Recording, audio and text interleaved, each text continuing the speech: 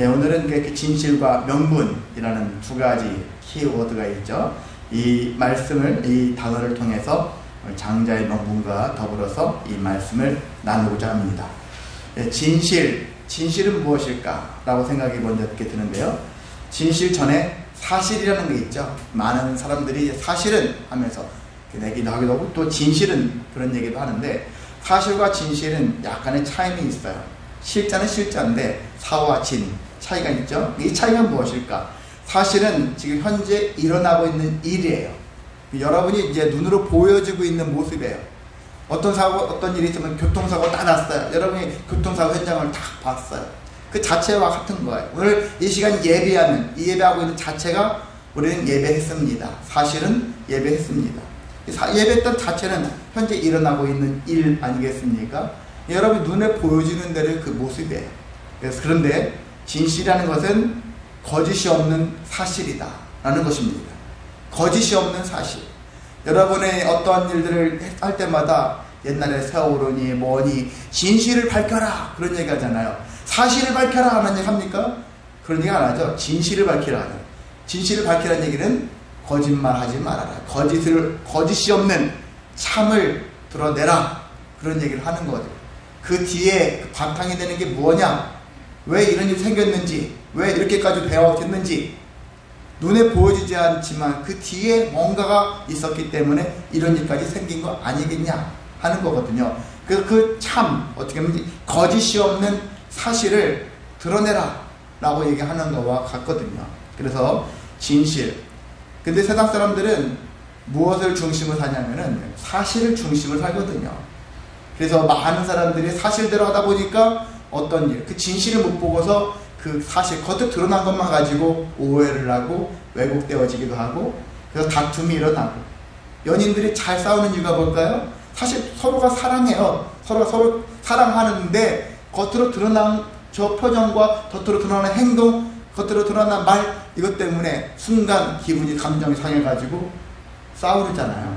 실제는 사랑하는데. 그렇지 않습니까? 진실은 사랑인데 이 진실이 겉으로 드러난 사실로 인해서 잘못된 판단을 하는 경우가 많다는 것이거든요. 그만큼 이 사실이라는 것은 우리가 이 사실 속에는 거짓도 많이 첨가되어 있다는 거예요. 여러분이 보는 대로 이 모든 것들이 다 참은 아니라는 거예요. 거짓이 없는 사실이 아니라는 것입니다. 실제 우리가 뉴스 같은 걸 봐도 진짜 진실만을 보도하냐? 그렇지는 않아요. 가짜 뉴스도 많습니다. 세상에 유튜브니 뭐니 있다 보니까 더 많은 가짜들이 판을 쳐요. 그래서 제대로 된 게 없어요. 진짜인 것 같은데 가짜예요. 또 가짜인 것 같은데 또 진짜같이 느껴지기도 하고, 알 수가 없는 그러한 시대 속에서 살고 있어요. 최근에는 그러냐? 아마도 오랜 옛날부터 지금에 이르기까지, 그리고 앞으로도 이와 같은 일들은 계속해서 존재할 거라고 봅니다. 그래서 우리 주변에 진짜가 없어요. 진짜 100% 참이다 할 수 있는 게 없어요. 여러분도 어떤 음식물 같은 것들 살 때 거기에 보면 100% 하지만 100% 과일 주스 하지만 100% 과일 주스는 없어요.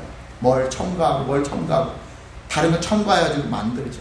그런 것처럼 모두가 100%다. 사실 100%가 존재할 수 없는 것과 같이, 그런 것처럼 실제 우리는 가짜가 많이 섞여 있습니다.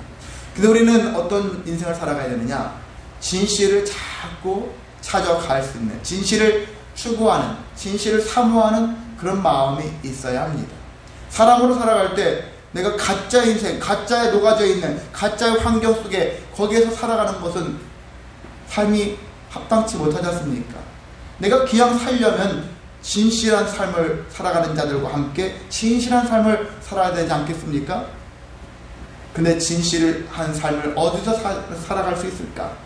하나님과 함께 섰을 때만이 가능하다는 사실들을 우리는 말씀 속에서 찾을 수가 있습니다. 왜냐하면 하나님은 진실하신 분이시니까, 가짜가 없는, 거짓이 없는 분이시니까. 마귀는 우리에게 거짓으로 속이고 유혹하고 미혹해. 근데 하나님은 우리에게 거짓으로 하시는 분은 결코 아니라는 거예요. 하나님이 우리에게 여러 가지 힘든 일을 때로는 하기도 합니다. 시험도 하십니다. 성령의 인도를 받아서 시험을 받기도 해요. 그런데 시험은 누가 합니까? 마귀가 한다라는 거예요. 마귀에게 위탁. 제가 군대 다닐 때 이제 어디 나온 걸 밝혀도 상관없겠죠. 제가 66사라는데 가평에 66사 거기를 다녔어요. 군대를 거기서 다녔거든요. 거기서 있었었죠. 근데 교육은 어디서 받았느냐? 8사단이라는 곳에 받았어요. 오뚜기 부대라는 곳에. 거기서 받았는데 들어가자마자 엄청 힘들게 괴로운 일을 시키더라고요. 근데 거기 어떤 이제 조교들이 뭐라 하냐면 너희들은 당나라 부대로 가기 때문에 훈련 더 받아야 돼. 가자마자 남들은 그때 7월달이었는데 다른 데 가자마자 다른 애들은 나무 밑에 딱 쉬고 있는데 대기하고 있는데 우리는 가자마자 이유도 없이 막 불렀어요. 뜨거운 연병장 앞으로 우리가 데리고 올라가면서 주머니에 그 받았던 여비 같은 것들, 동전 같은 것들 다 빠져나올 정도로 안 돌려주고 지들이 가져가요. 그런 일을 당했거든요. 그런 일을 당했거든요. 그런데 그런 것들을 통해서 또 이 얘기를 왜 하게 됐는지 왜 시작하겠는지 모르겠는데 아무튼요 생각나면서 말씀드릴게요. 그러한 위탁 있잖아요. 위탁. 제가 8사단, 저도 8사단인 줄 알았어요. 8사단 마크를 달고서 훈련받았으니까. 그런데 나중에 보니까 끝나고서 제가 어느 버스 타고 갔는데 8사단 마크가 아닌 66사 마크를 달았던 거죠. 그리고 위탁 교육생이라는 얘기죠. 위탁받았다. 근데 8사단에 가서 훈련받고 66사로 간 거예요. 66사는 작은 사단이니까 별도로 훈련할 수 있는 시설이 없으니까 8사단한테 위탁을 한 거거든요. 자, 그런 건데 이거와 틀리겠지만 하나님께서는 우리를 힘들게 하고 괴롭히고 막 어렵게 되어지는 모든 환경이 하나님께서 인도도 할 수 있어요. 주관할 수 있어요. 근데 직접 하나님께서는 하지 않으신다는 얘기죠.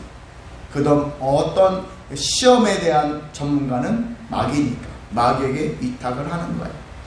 그래서 위탁을 해서 하는데 그래서 우리에게 어려움이 다가오잖아. 닥쳐오지 않습니까? 이런 일이 생겼을 때마다 어떤 일을 생각하게 되어지냐면은 하나님께서 나를 시험하신다. 이것도 맞아요. 마귀가 나를 시험한다. 이것도 맞아요. 도대체 누가 시험하는지 모르겠어. 근데 항상 제가 말씀드렸죠. 누가 시험하는지 궁금할 필요가 없다. 결과는 항상 우리가 악을 선하게 갚으면 된다. 이것만 기억하시면 됩니다. 나한테 닥쳐오는 모든 일들 하나님의 시험인가 마귀의 시험인가 중요하지 않아.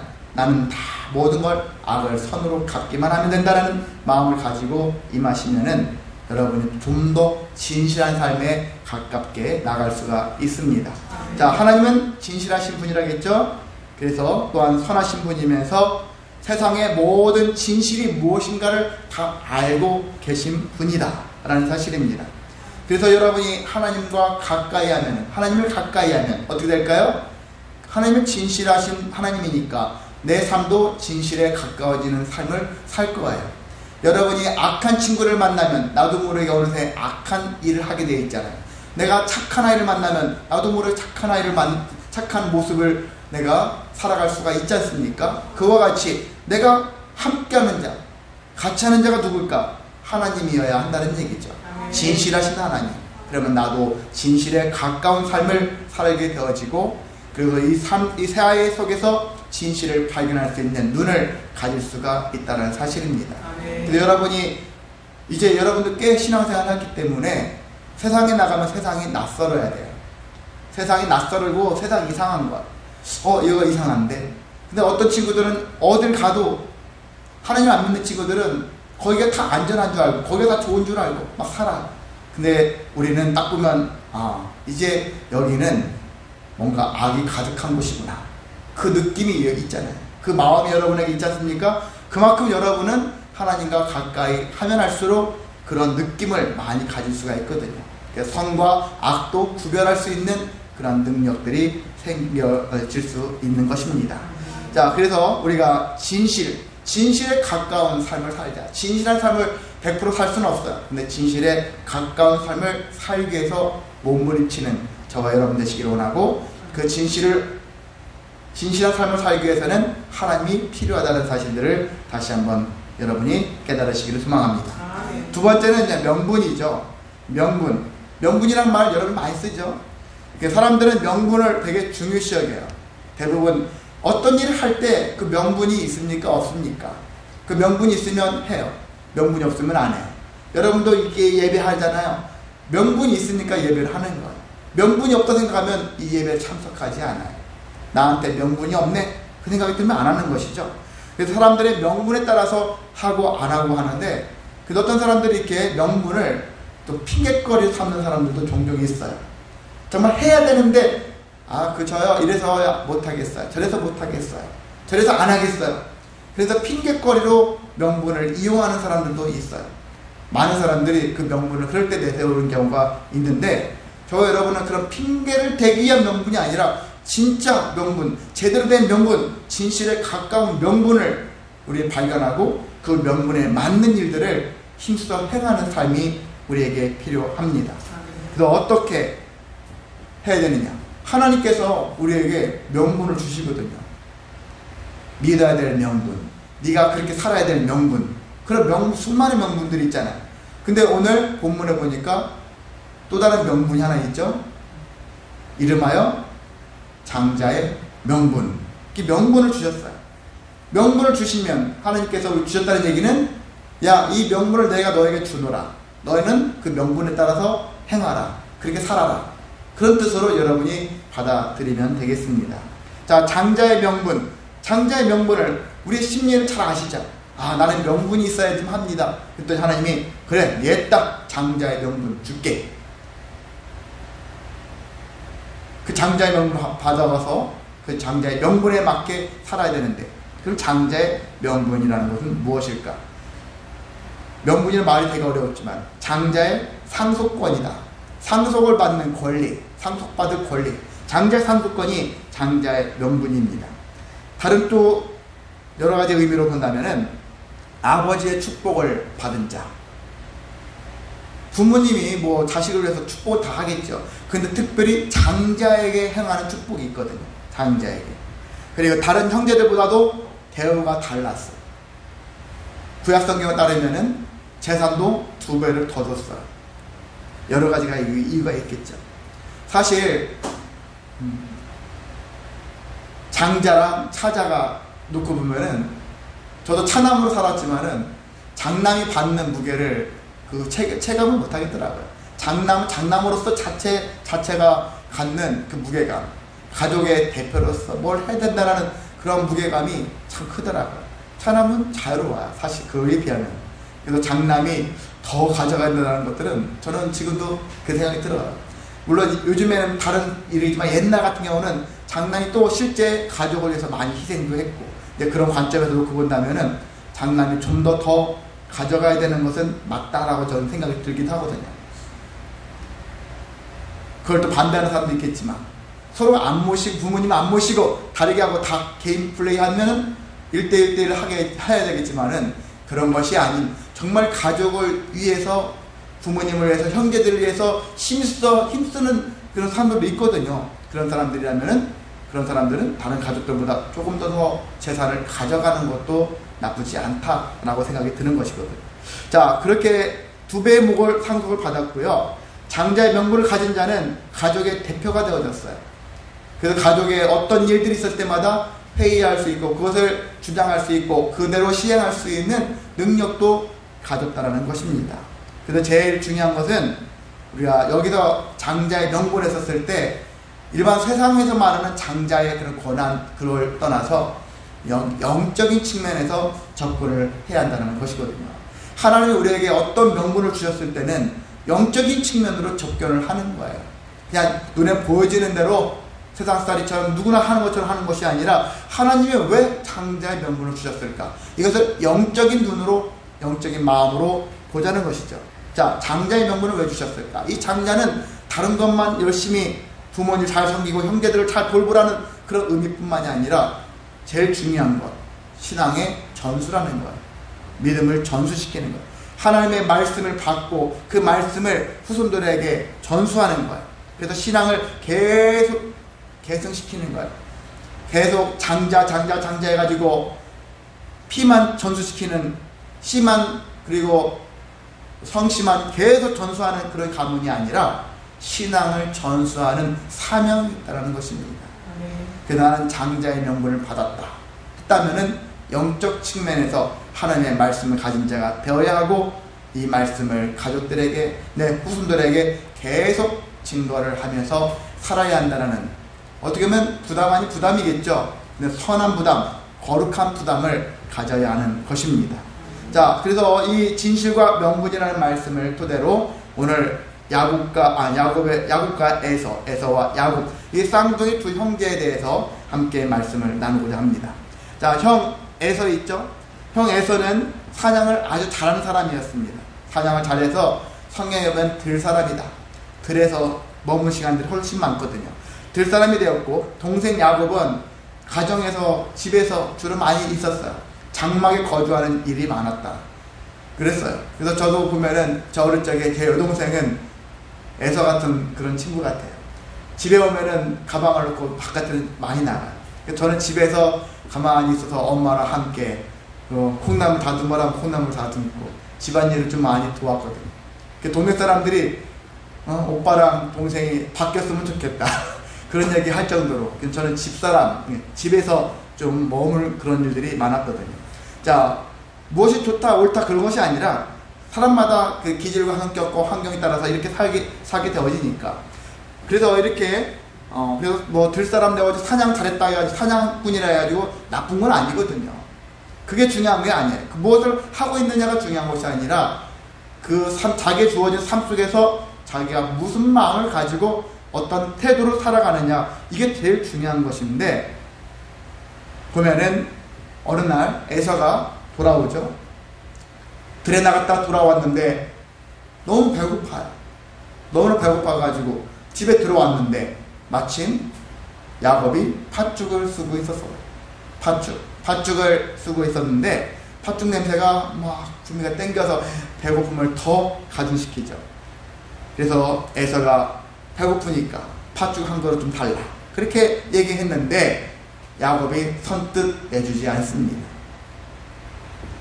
그러면서 뭐라 하냐면 장자의 명분을 나에게 팔라. 장자의 명분을 팔라고 하는 거예요. 에서는 어떻습니까? 지금 배고파 죽겠는데 장자의 명분이 뭘 대수라고. 장자의 명분? 내가 장남으로 살았지만, 장자로 살았지만, 살고 있지만 뭐 현재 나한테 그게 뭐가 지금 중요하지? 나한테 유익한 게 뭐가 있지? 부담만 더 크고, 장자로서 늘 장녀로서, 장자로서, 장남으로서, 이 장이라는 말만 들어도 정말 부담스러워. 이런 마음을 가졌던 사람으로서 힘든 거야, 싫은 거야. 그러니까 배고픔을 면했던 마음 때문에 일단 장자의 명분을 팔아버렸어. 야, 장자의 그 명분이 나한테 뭐가 유익하다고. 그냥 팔을게. 한 그릇 하고. 그 열심히 먹었어요. 그런데 여러분 생각해 보세요. 이 사람이 왜 팔았을까? 장자의 명분을 왜 팔았을까? 나한테 유익하지 않으니까 팔았다고 하는데, 한편으로는 자기에게 유익하지 않다라고 여겼기 때문에 팔았다고 성경에 나와 있죠. 34절에 나와 있습니다. 장자의 명분을 가볍게 여김이었더라. 자, 우리가 사실은 뭐냐면요, 아까도 말씀드렸죠. 사실은 에서는 지금 배고픈 상태예요. 진실은 장자의 명분을 가볍게 여긴 거예요. 유익하지 않다고 여기는 거예요. 눈에 보여지는 것은 지금 먹는 얘기 가지고 막 나누잖아요. 근데 진실로 들어가 보면은 장자의 명분을 가볍게 여겼기 때문에, 유익하지 않다고 여겼기 때문에 장자의 명분을 쉽게 그냥 팔아버리고 팥죽 한 그릇으로 때웠다라는 것입니다. 그런 것과 같은 모습을 사는 거예요. 자, 훗날 나중에 이제 에서 아버지가 늙어가지고 정말 눈도 잘 안 보이고 정말 기력이 쇠할 때, 내가 이제 죽기 전에 아들에게, 장자에게 축복하고 죽으리라 그렇게 했고요. 그래도 네가 정말 짐승을 잡아갖고 와서 요리를 잘해서 나한테 바치면 내가 먹고서 마음껏 축복하리라 그렇게 했잖아. 근데 그 소식을 듣고 누가? 에서의 아내가 듣고, 그리고 야곱과 함께 속임을 속였죠. 아버지를 속이고 먼저 복을 가르쳤어요. 가르쳤는데 그것도 모르고 에서가 뒤늦게 와가지고 음식을 해가지고 아버지한테 와서 아버지 저를 축복해 주세요. 근데 다녀갔는데 이 아버지도 알았죠. 속았구나. 에서도 야곱이 또 나를 속였구나. 이런 마음을 품게 되었죠. 그래서 에서가 아버지한테 얘기하는데 뭐라고 합니까? 에서가 장자의 명분을 빼앗았다. 내 장자의 명분을 뺏었다. 이렇게 얘기를 하고 있거든요. 자, 사실은 어떤 거죠? 장자의 명분을 팔았잖아요. 빼앗은 게 아니라. 근데 사실은 빼앗긴 거죠. 결과적으로. 가볍게 여겼기 때문에. 이와 같은 일들이 우리 주변에 많습니다. 사람들이 어떤 얘기들을 막 하면서 어떤 사건이 생기면 자기 막 어떤 얘기를 해요. 근데 진실을 감추고 사실 드러난 것만 가지고 막 얘기하면은 그 말이 맞는 것처럼 느껴지나 진실은 거기 있지 않는데도 불구하고 여기 에서와 야곱과 그 다음에 이삭 아버지 그 관계 속에서도 사실과 진실이 난무하는 그런 섞여 있잖아요. 뒤집박져 섞여 있지 않습니까? 이런 인생이 우리들에게 계속 펼쳐져 있거든요. 우리 가정 안에도 있고요. 직장 안에도 있고 그리고 교회 안에도 사실 이런 부분들이 존재합니다. 사실이 다 같이 느껴지지만 진실로 들어가면 참 그런 일들이 있었구나. 정말 이런 일들이 있었다는 사실들을 알면은 기가 막힌 일들이 더 많이 생길 수밖에 없는 사실입니다. 그래서 이런 것들을 생각할 때 우리는 이 사실과 진실의 차이점을 기억하면서 더 거짓이 없는 사실로 나아갈 수 있는 삶을 추구하며 나아가시기를 소망합니다. 자, 야곱을 보십시오. 야곱을 어떤 인생을 살았는가? 야곱이라는 사람은요, 태생적으로 어떻게 보면은 진실을 보려고 하는 눈을 가지고 태어난 사람에 가깝습니다. 사실 형이 이렇게 아기 때 형이 먼저 나갔잖아요. 근데 형이 나갈 때 형의 발목을 잡은 거예요. 형 입장에서는 얄미운 동생이에요. 늘 내 발목 잡은 동생. 그런 입장. 여기는 승우가 누나의 발목을 잘 잡나요? 네, 아닌가요? 그러면 감사하고. 꼭 형의 발목 잡는 동생으로서 야곱이 있었는데 그것을 우리는 욕심 많고 그렇게 거짓을 좋아하고 이렇게 얘기하지만은 한편으로 봤을 때는 야곱이 어떤 사람이었느냐? 영적인 것을 추구하는 바가 컸던 사람이다. 영적 장자권에 대한 장자의 명분에 대한 이 권한을 사모했던 아들이었다고 볼 수 있는 것입니다. 그래서 이 사람은 아브라함이 받은 할아버지죠. 야곱에게는 아브라함이 하나님의 언약의 말씀을 받았는데 그리고 내 아버지 이삭이 언약의 말씀을 받았는데 나도 그 언약의 말씀을 받고 싶다 하는 그 마음이 간절했다는 사실이거든요. 그래서 비록 태어나기는 육적으로는 차남이에요. 그런데 영적인 것은 내가 장자의 명분을 갖고 싶어 했던 마음들이 너무나도 컸다는 사실입니다. 자, 이런 관점에 놓고 본다면은 에서는 나의 배를 채워줄 누구요? 팥죽 한 그릇이 더 귀했어요. 이것을 세상적으로 얘기하면은 나는 하나님이 필요 없어요. 나는 돈만 있으면 돼요. 나는 건강만 있으면 돼요. 나는 좋은 친구들만 나 주변에 있으면 됩니다. 이런 것들을 고백하는 자와 같은 삶을 사는 거예요. 왜? 그것들만 있으면 내가 행복해질 수 있을 거라는, 내가 편안할 수 있다라는 그런 마음들이 있으니까. 반면에 야곱은 어떻습니까? 야곱은 나의 심령을 채워줄 것을 찾았던 사람이에요. 에서는 배를 채우는 사람이에요. 야곱은 내 심령을 채우는 사람이에요. 내 마음을 채우는 사람이에요. 내 마음을 무엇으로 채울까? 하나님으로 채워야 되겠다. 하나님의 언약의 말씀으로 채워야 되겠다. 하나님의 주신 그 은혜로 채워야 되겠다 하는 마음을 가졌던 사람이라고 할 수 있는 것입니다. 그래서 나중에 결과로 친다면은 야곱은 어떤 사람이 되었을까? 후손들이 어떻게 부르고 있습니까? 아브라함의 하나님, 야곱의 하나님, 아브라함 하나님이, 그 다음에 이삭의 하나님, 야곱의 하나님. 이 세 조상을 이렇게 불러요, 사람들이. 조상 부를 때마다 그냥 단지 아브라함, 이삭, 야곱. 우리 조상들이 있는데 이렇게 안 하고, 하나님 부를 때 아브라함의 하나님, 이삭의 하나님, 야곱의 하나님, 그 하나님께서 우리에게 복 주시기를 원합니다.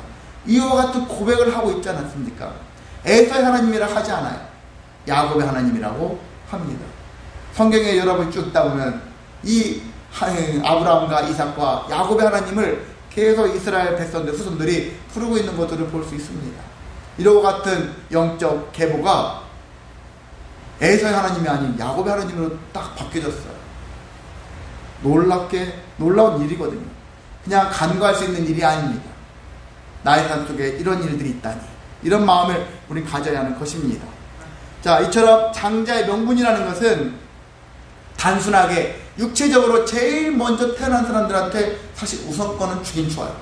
근데 역사의 과정 흐름을 보면은 무조건 먼저 태어난 사람이 다 장자의 명분을 누린 것은 아니었다라는 것입니다. 자, 성경의 주요 인물들, 오늘 말씀처럼 야곱과 에서, 야곱의 차남이었지만 장자의 명분은 야곱이 누렸죠. 근데 나중에 야곱의 자식들이 12명이죠.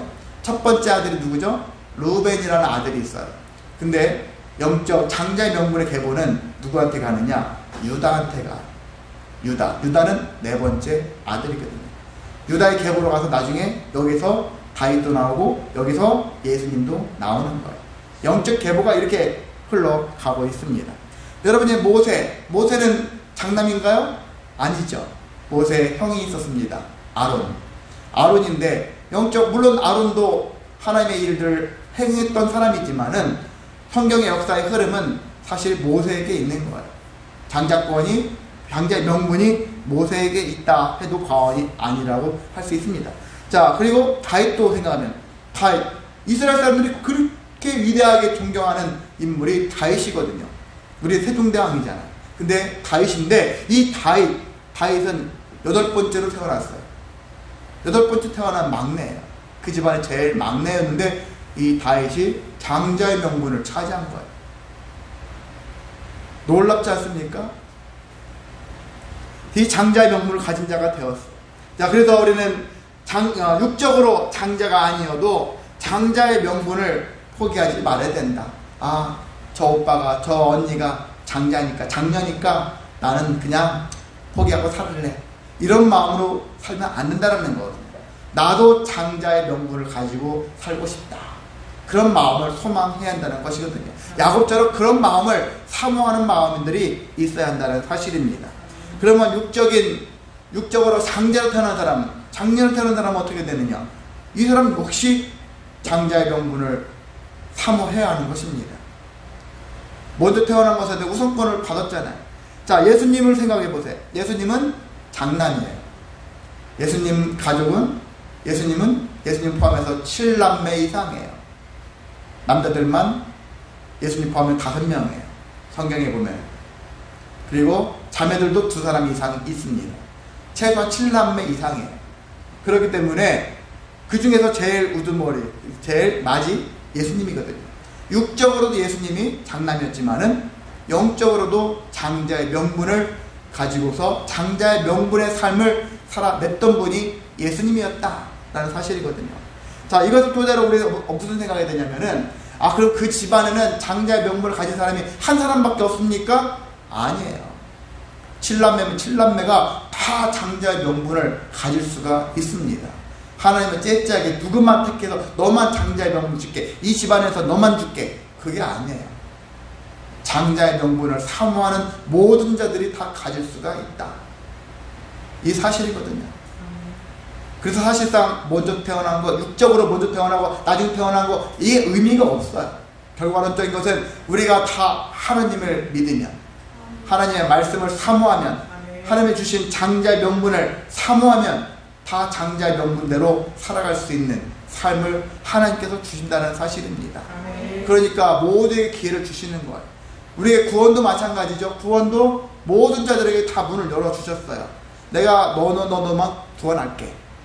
이렇게 주장하는 어떤 교파도 있는데 그건 아니에요. 모든 자들에게 다 기회를 주시는 거예요. 모두들 내가 다 구원하려고 한다.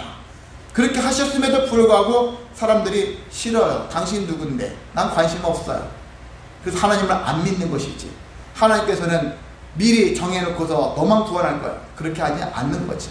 마찬가지로 장자의 명분도 우리 모두가 다 받을 수가 있다는 사실입니다. 그러니까 이 집안에서는 제가 장자의 명분을 다 가져갔구나 이렇게 생각하면 안 되고, 그래 나도 장자의 명분을 사모하자 이런 마음을 가지고 장자의 명분을 가져가는 저와 여러분 되시기를 소망합니다. 자, 오늘날 우리는 사실과 진실 이 사회에 어디에 머물고 있습니까? 나는 정말 사실에 가까운 삶을 살고 있는가? 진실을 추구하며 살고 있는가? 이런 마음을 여러분이 다시 한번 돌아보시기 바랍니다. 그냥 거짓이 대충 섞여 있는 곳에 나도 대충 그냥 살을래, 그런 인생을 살 것인가? 정말 거짓이 없는 이 사실 속에 내가 거하기 위해서 더 진실에 가까운 삶을 살기 위해서 몸부림칠 것인가? 기왕이면 진실한 삶을 살아야 되지 않겠습니까? 그렇다면 하나님께 가까이 나아가시기를 소망합니다. 하나님을 알면, 하나님의 마음을 알면, 하나님의 뜻을 알고 하나님께 가까이 나아가는 자는 진실한 삶을 살아갈 수 있다는 사실들을 여러분 좀 더 고백하시기를 소망합니다. 나는 또 명분을 좋아하고 있는데 나는 과연 어떤 명분을 좋아하고 있는가? 교회를 안 나갈 명분을 찾고 있지 않는가? 하나님의 일을 하지 않으려고 하는 명분을 찾고 있지 않는가? 이런 생각을 가지고 있으면 안 되겠죠. 우리는 기왕이면 내가 하나님께 어떻게 하면 더 가까이 나아갈 명분을 찾을까? 하나님을 통해서 나의 인생을 변화시킬 수 있는 명분을 찾기 위해서 어떻게 하면 교회당에 가서 하나님의 일들을 행할 수 있는 그 명분을 찾기 위해서 몸부림치는 우리의 삶이 되어야 되지 않겠습니까? 나에게 주신 명분, 하나님이 나에게 장자의 명분을 주셨을 때는 하나님의 은혜를 체험하고 하나님의 주신 사명을 감당하라고 주시는 거거든요. 특권도 주시지만 사명도 주시는 거예요. 은혜도 주시지만 우리에게 또한 그 일들을 행함으로 상급, 보상도 주신다는 사실들을 기억하셔서 하나님이 원하시는 대로 살아가는 것이 우리의 삶이 되어야 하는 것입니다. 여러분, 장자의 명분을 소홀히 하는 자는 어떤 인생을 살을까요? 힘든 인생을 살 수밖에 없습니다. 말라기 1장에 보면은 이 장자의 명분을 소홀히 한 자와 장자의 명분을 사모한 자의 인생에 대해서 그냥 극단적으로 표현한 게 있어요. 어떠냐? 하나님은 에서는 미워한다고 그랬어요. 에서는 미워하고 야곱은 사랑한다. 근데 야곱의 인생을 보면 썩 그렇게 추천할 만한 인생은 아니에요. 왜? 중간중간마다 좀 막 욕심이 보여지고 때론 속이는 것 같은 인생 살기도 하고 그런 거 있지만 결과론적으로 야곱은 뭘 했어요? 장자의 명분을 사모했고 에서는 장자의 명분을 유익하지 않다, 그리고 가볍게 여겼기 때문에 하나님께서 미워하신다. 그래서 에서의 후손이 에돔이라고 하는데, 에돔 족속들이 뭐 살다가 보면 망할 수 있잖아요. 망하면 다시 세우면 되지 이렇게 하는데, 다시 건축물로 친다면 건축물이 무너졌어요. 집이 무너졌어요. 다시 세우면 되지. 우리 할 수 있어. 이렇게 하는데 성경에 보면 뭐라고 되어 있냐면, 너네들이 열심히 쌓아봐라. 내가 다시 곧 무너뜨려 버릴 것이다. 그렇게 하나님께서 아주 저주의 말씀을 선포하시는 거예요. 그만큼 장자의 명분이라는 것들이 우리는 영적인 관점에서 놓고 볼 때 그냥 받으면 그만, 안 받아도 그만, 그게 아니에요. 반드시 받아야 된다 라는 것들을 여러분이 명심하시기를 원합니다. 그래서 우리는 장자의 명분을 얻기 위한 믿음을 가지시고, 또한 빼앗기지 않기 위한 여러분이 그 명분을 제대로 생각하시면서 하나님께 나아가시기를 소망합니다. 장자의 명분, 그 진실을 추구하면서 살아가는, 그래서 은혜로운 삶을 살기 위해서 몸부림치는 저와 여러분 되시기를 주님의 이름으로 소망하고 축복합니다. 다 같이 일어나셔서 찬송 292장